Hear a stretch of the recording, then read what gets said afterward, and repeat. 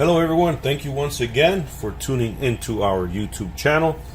Today we're going to talk about something that can actually become of use to you in the event that you were to lose power, whether it be from a natural disaster, say hurricane, storm, earthquake, whatever the event may be. If you were to lose power altogether and you have power tools and you have some of these batteries from Ryobi, you want to keep this in mind because they are not completely useless to you. What you do is you get yourself one of these. Now, I don't know exactly what this is called, but I'm going to post it on the description below. I'll post a link where you can get it. But this can very well solve many issues for you. So let's say you had one of these Ryobi batteries. This one here in particular is 1.5 amps. Okay, so it would do a total of 28 watt hours. I'll explain that in a little bit. Okay, this is a 1.5 amp battery. Then you have the 4 amp battery, self-explanatory, 4 amps, but total of 72 watt hours. I'm trying to get that. There we go. 72 watt hours. And there's your 4 amps. So what this little guy does for you is you basically drop it in there just like you were using your regular power tools on any Ryobi battery. Doesn't matter the amps. The amps is just going to tell you how much juice, how much power you will have. So what it does is you basically turn it on here. Once it's green, that means it's ready to go. And you have a few functions. You have your regular plug where you can plug in appliances to it, and I'll go into that in just a little bit also. But you can also charge your phone or your tablet. You have 2 USB ports there, and they'll go as fast as 2.4 amps. That's pretty fast. So to put it into context, the little cube that you have on your iPhone, that's 1 amp. This one does 2.4 amps, so almost 2.5 times faster it'll charge your iPhone. Additionally, you have the plug up to 150 watts. And like I said, I'll go into that in just a little bit here.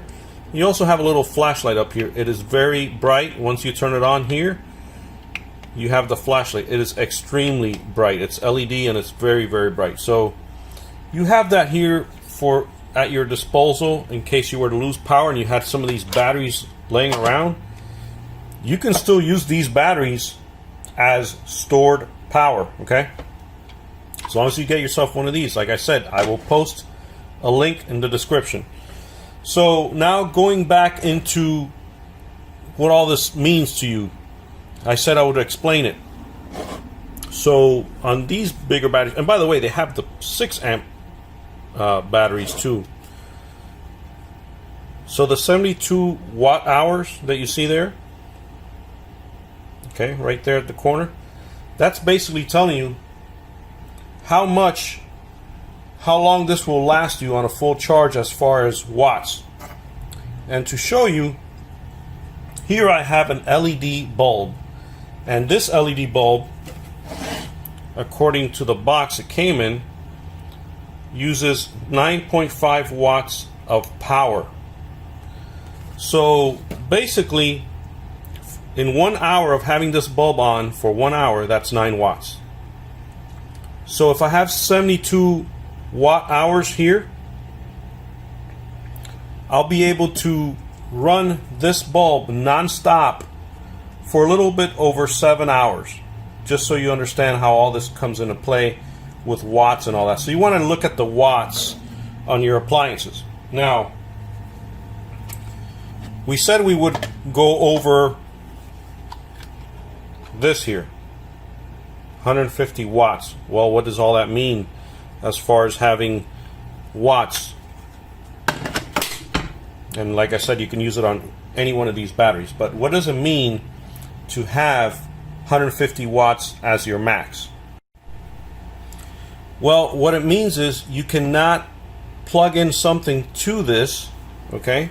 You cannot plug something here that exceeds 150 watts of power.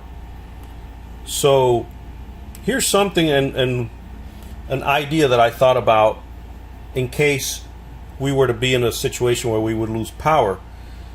Your computer or your internet modem and router would easily connect to this, and basically every appliance that you have in your house, you flip it over to the back, it's going to tell you specifications, either watts or amps or whatever. Look for appliances, it'll tell you the watts. If it goes over 150 watts, you don't want to plug it in here, because if you do, the circuitry in here, the wires are thin, and you will pretty much just damage the whole component. Maybe even the battery may catch on fire, I don't know. For those of you that don't have enough information on electrical and don't have an electrical background, or don't have enough knowledge on electricity, I'll try to make it easier for you. So here you can see what you don't want to connect to it. You don't want to connect a hair dryer. You don't want to connect a coffee maker. You don't want to connect a refrigerator, power tools, or an air compressor. All these devices that you would see here generally use more than 150 watts of power. So you want to stay away from that. What you can use, what is safe to connect to this? Cell phone, tablet, laptop, a fan, LED light, like I showed you here. This is only 9 watts. And of course a radio. You can also, if you have a small TV, like a 19-inch TV, and you want to connect it and watch the news and get your rabbit ears antenna, just look in the back of the TV. It will tell you the watts. Most of these devices, TVs, modems, routers, will show you the watts. You just want to make sure it does not exceed 150 watts. Now, the closer you are to 150 watts, the sooner you're going to run out the battery. So just like this 9-watt bulb will last you over 7 hours non-stop on this battery here, which is the 4-amp battery, you can also run it really quick if instead of a 9-watt appliance you have a 150-watt appliance connected to the connector here. So you kind of want to play around, and if you do have a lot of these batteries, hey, more power to you. If you don't, you can buy this and then just start buying a bunch of these batteries. You got the 4 amps, you got the 6 amps now that will power a lot longer than this one would. So just something to think about.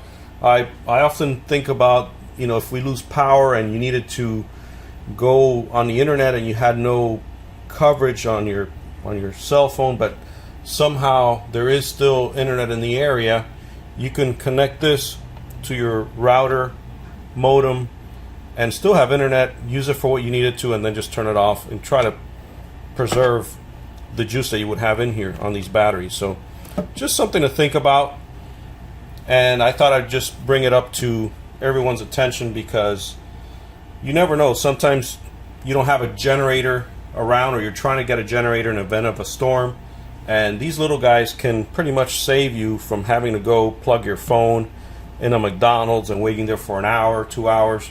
By the way, on this battery, it will charge a phone 5 times with this little guy. So just so you have an idea, a phone will charge up to 5 times on a 4-amp battery with this right here. Okay? So thank you very much for watching. You all have a great day. If you have any questions, please post it below. I'll try to answer it for you. And also, please subscribe to our channel. Hit that subscribe button right there, please. And like I said, any questions or comments, please let us know. Have a good day.